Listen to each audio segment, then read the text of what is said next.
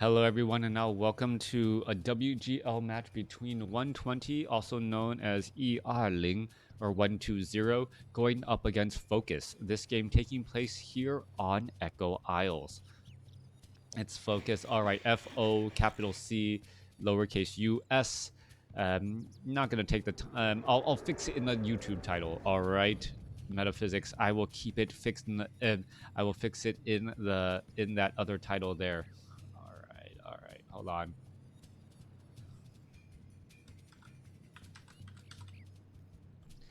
All right, fixed. Game already getting underway. 120 spawning as the red undead over here on the top right hand side of the map. Meanwhile, over here on the top left, we have FoCuS spawning as the teal orc. Right now, it's been a lot of red versus teal, and I heard somewhere because red versus teal, the colors are actually easier to look at in Warcraft 3 Reforged when it's red versus teal. We are here for the great comments, not for nicknames. That is true, but at the same time, their names. When it's an actual name like that, it's almost like their trademark, right? So, recognizing FoCuS with the capitalization the way it is, or Thorzane with the capitalization the way it is, it could and does make a bit of difference at times, as we are looking at FoCuS opening up with a Farseer and going for a Grunt. Farseer has been the hero of choice in the matchups in this undead versus orc matchup. And another thing I want to see here is whether or not FoCuS does opt to go. Wait, there is that grunt. There is this down over here. Does he opt to go into the 21/21 supply? He does, and that will give him additional lumber as he's teching the tier 2. It's been a gradual transition, but we are now starting to see more and more players use that extra bit of lumber that is available to orc players by going for a quicker by going into that 21 supply right there. All right, Crippler making its way down. We are seeing a peon quickly getting finished off here. I don't see an acolyte in this group of units, but are they trying to, well, perhaps get into a fast expansion attempt? It is, as there is an acolyte hiding down to the south. Oh, there is that acolyte right there trying to make its way over. Are we going to be summoning up a Ziggurat? No, it is just joining in on the fight. There's summoning up that Ziggurat. Spirit Wolves are in position. Farseer and a lone Grunt there to try and stop this expansion before it gets up and running. Ogre Magi really adding in a large amount of damage. However, the addition of that Farseer, those Spirit Wolves, and that one Grunt really delaying or really increasing the amount of damage that Ogre Magi is able to deal, since the focus of 120 is shifted elsewhere. Gloves of Haste added in there as the units now making their way back off to the north. A low hit point Ghoul down to 10 hit points. It is not on Blight. The Farseer may be able to get in right there. Is there gonna be enough room? 120's units able to slip through once more, and well, that Farseer trying to get in position, and that one Ghoul down to 6 hit, or Ghoul finally taking out. No cold tower to prevent FoCuS from being able to come on inside.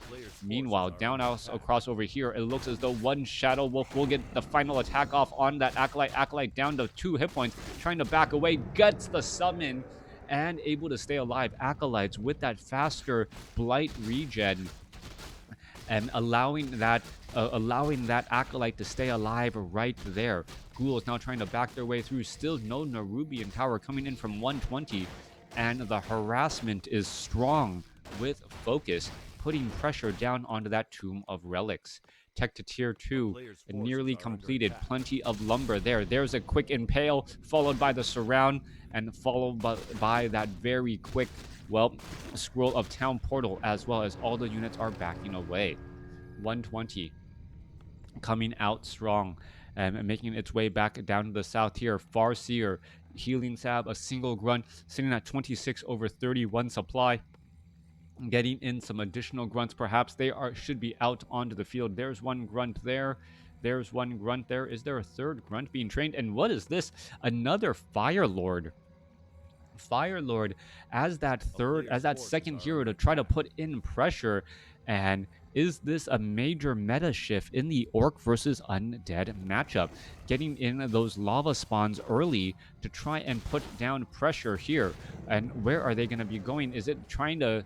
Well, it looks as though it's trying to find his opponent. Doesn't see where his opponent is right now. There is one Nerubian tower. That is going to be a very quick dead Ziggurat as the unit's going to be trying to engage. All right, another Acolyte could get taken down. Lava spawns you want to constantly be attacking as the ghouls are there fighting as well. Lava spawns, if you do not take them out, they do become a growing threat.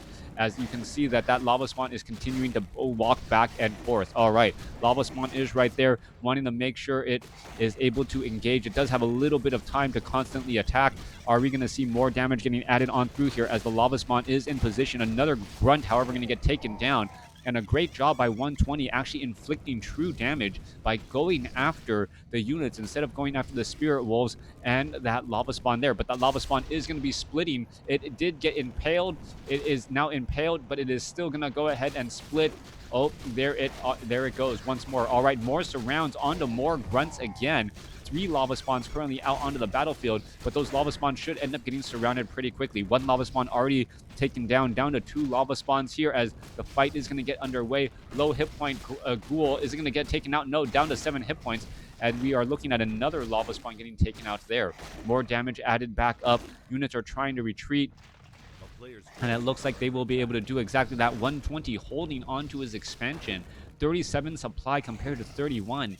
FoCuS actually coming out ahead overall in terms of supply, but the longer this expansion runs, the better it will be for 120. And how much more harassment can FoCuS deal, and how much harassment can 120 take? Lava spawn about to split right there. There it goes. It heals itself up just a little bit more as well, and those lava spawns each being able to split twice, very important. We are looking at Wind Riders already out in position. No Crypt Fiends down as of yet. The transition into air so important. There is 1 Spirit Tower, 1 Nerubian Tower with the Necropolis trying to be added. That is most likely just going to get unsummoned here in just a moment, as those Wind Riders represent a lot of threat and no counter to them as of yet. Tech to tier 2, about 1/3 of the way through.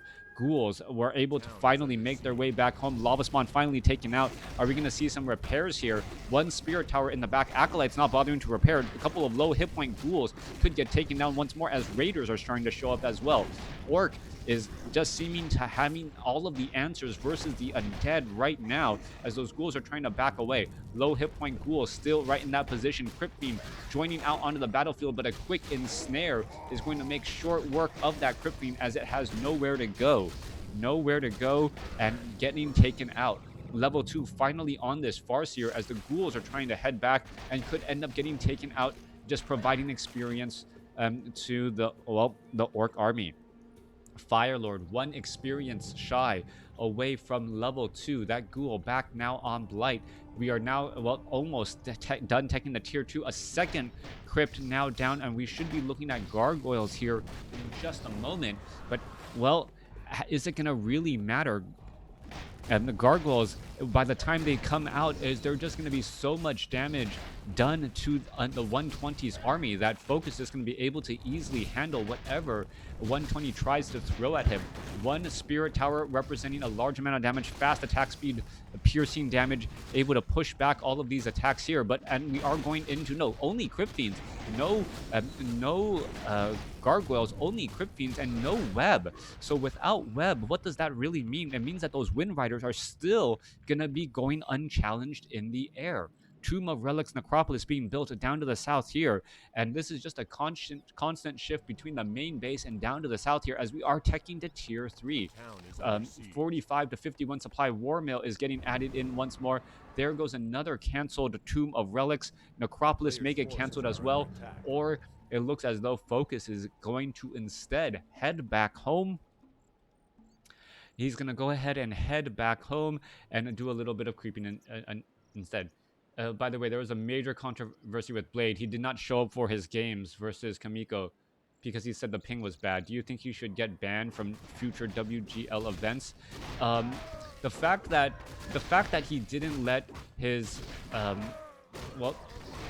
playing in WGL, you know that your ping is going to be bad, right? And you just try and deal with it. It does make the West look very, very just like unimpressive, right? I mean, people are organizing. You know, you have sponsors there, and it makes the whole entire organization just absolutely look a little bit more amateurish. You cannot have that, um, right? And if he had let people know prematurely as well, while Players' everyone is forces waiting are to under cast, attack. right? I'm sure sponsors are there just absolutely upset, saying, you know what, we're spending money to try and to get our name out there, and you for this event, and you're just not having it. Yeah, it just makes it look really how other players felt that would have, yeah, it's yeah, other players, if Blade could have given up his seat to someone else or done something else, right?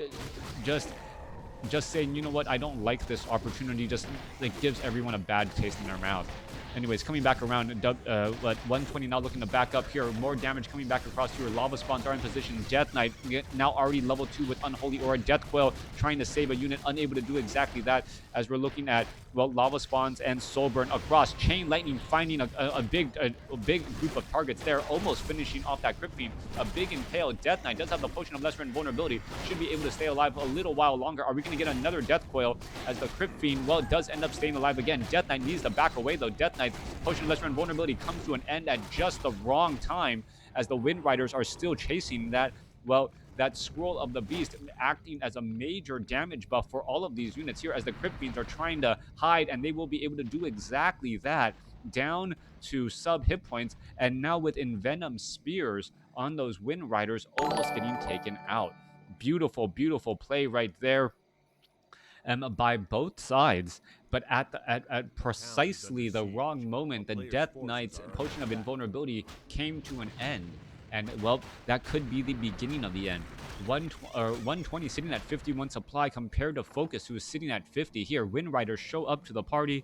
We are looking at Crypt Fiends. Well, they were regenerating back on Blight. Level 3, level 2 compared to level 3. Level 3, Crypt Lord is very close to level 4, though. Should be able to get there in just a moment. But even with that said, how strong is Impale going to be when your opponent, the majority of your opponent's army, is in the air? A player's forces are under attack. All right, Farseer comes bearing gifts of healing. Firelord, it does not have a clarity potion. We're looking at 58 supply compared to 63. FoCuS looking to put pressure onto his opponent right now. Meanwhile, Cryptlord is sitting at level 4, and we're looking at, well, where is that Death Knight? Death Knight already making its way back over here and should be able to get, well, nope, not get to level 3, just get a good amount of experience for this upcoming battle. Wind Riders are all right here. Crypt Fiends are there. Do we have Web? And that would be a great challenge all of a sudden. There's a couple of webs. There's a Death Coil. No Burrow. Why not Burrow, as that unit is just running all the way back around? All right, couple of burrows. There's Dust of Appearance. The fighting already getting underway. You can see a bunch of those Wind Riders are all just separate, are all just, well, webbed down into position. Are they going to get taken down? Very low hit point.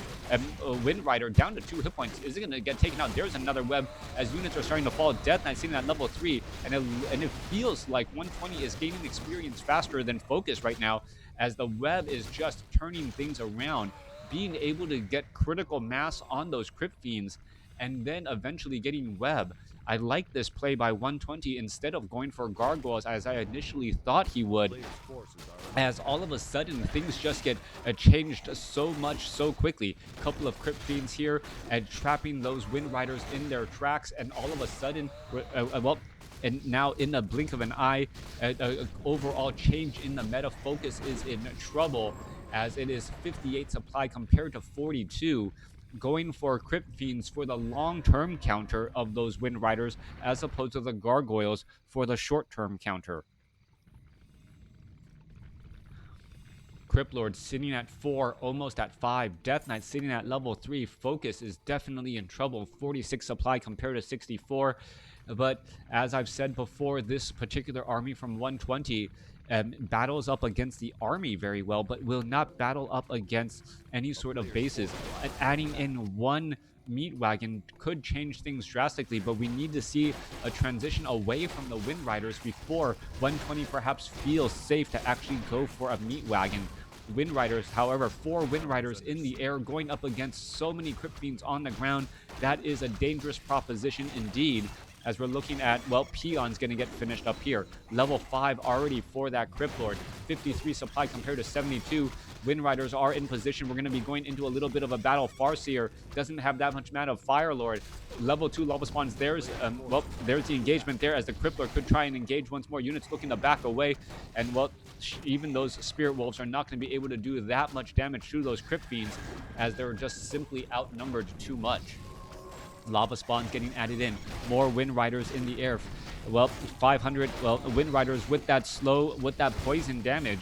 And it does deal major damage over time, as I believe it just adds up very quickly. You can see that it was dropping pretty fast, 20 damage a second, but the Wind Riders all pretty much getting webbed down right there.